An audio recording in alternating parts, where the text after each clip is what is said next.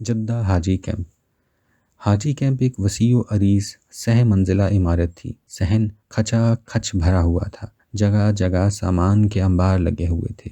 Suit case, trunk, بستر، ٹوکریاں، bag, تھیلے، سامان کے ارد گرد اور اوپر ملک ملک کے زائرین بیٹھے تھے، کھوئے ہوئے، متفکر، پریشان حال۔ ان کے ارد گرد کھلے برآمدوں میں بنے ہوئے اسٹالوں میں سعودی حکومت کے مختلف محکموں کے کارندے مصروف کار تھے۔ اسٹالوں پر بورڈ آویزاں تھے: وزارت حج، وزارت اطلاعات، وزارت صحت، شعبہ انتظامیہ۔ معلم معلم، میں نے چلا چلا کر چار ایک راہگیروں سے پوچھا۔ کسی نے میری طرف توجہ نہ دی۔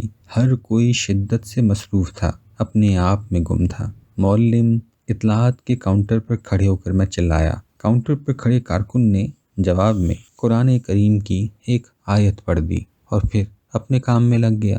پہلی بار میں نے محسوس کیا میں اکیلا ہوں، اتنی بھیڑ میں اکیلا، اس سرزمین پر اکیلا ہوں، اجنبی ہوں جس کا نام لیتے وقت میں گزشتہ 50 برس سے اپنی انگلیاں چوم کر آنکھوں پر لگاتا رہا ہوں۔ اس گھر کی دہلیز پر اکیلا ہوں، اس کے نام سے زندگی بھر میرے جسم پر رونگٹے کھڑے ہوتے رہے ہیں۔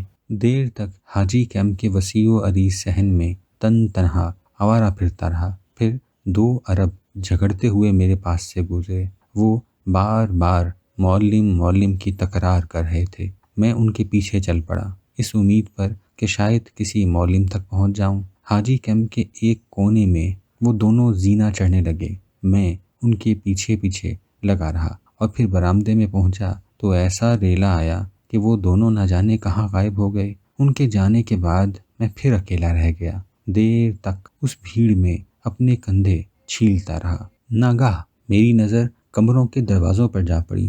دروازوں پر جگہ جگہ معلموں کے بورڈ لگے ہوئے تھے: معلم ہی معلم، معلم ہی معلم۔